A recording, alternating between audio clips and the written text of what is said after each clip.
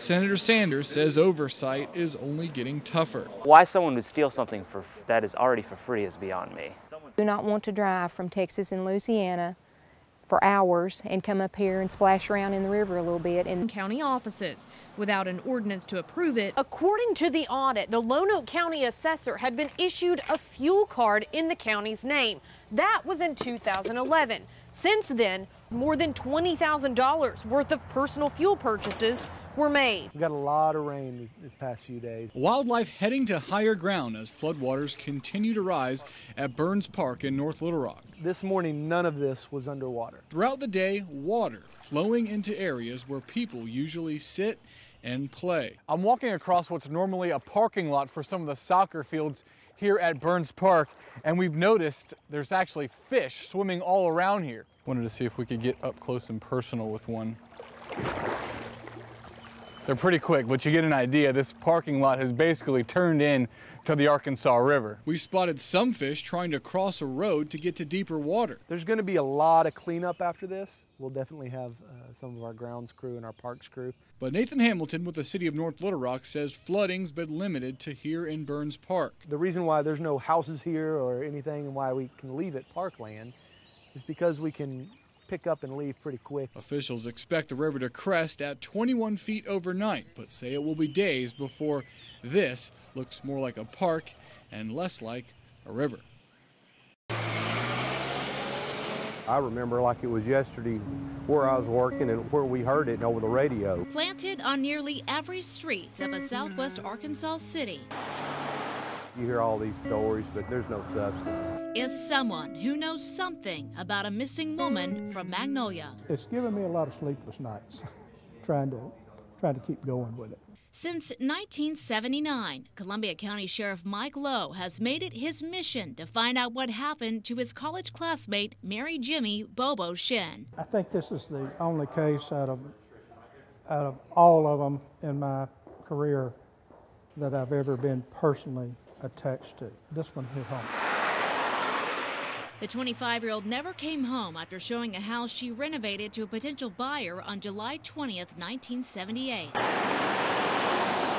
Her abandoned car later found in what used to be a Smitty's grocery store parking lot. The crime scenes were pretty detailed. Lowe says investigators' initial work was thorough, yet officials never named a suspect, and more than 30 years later, the Magnolia mystery still stands. It's been something that the community has really been a loss at. But during those decades, Lowe has never left the case. There's always an answer. The evidence files still fixtures in his office. There's an answer to everything. And until recently, haven't seen life outside the Columbia County Sheriff's Office. We had sat down and looked at the case file and decided to start over. Lowe and a trio of investigators on the case again, starting from scratch. Start re-interviewing people, start checking leads that maybe the early investigators didn't check that we kind of know a little bit about now. And for the first time, the findings will be sent to the FBI's Behavioral Science Unit that specializes in criminal profiling. We've identified a couple of areas that I really can't go into today that wasn't done, that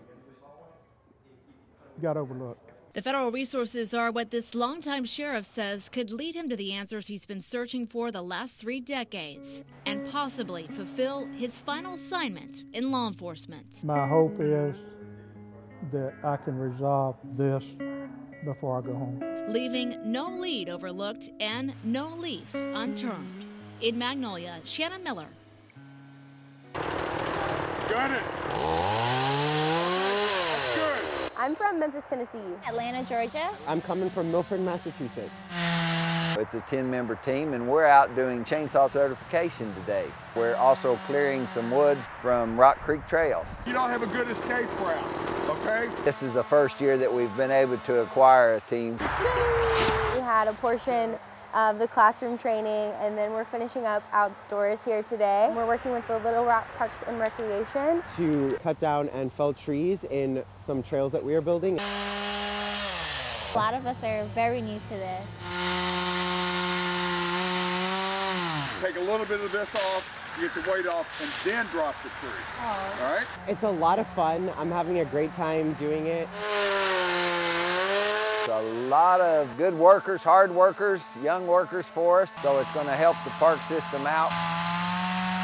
We're just learning to take care of the environment and help out the city.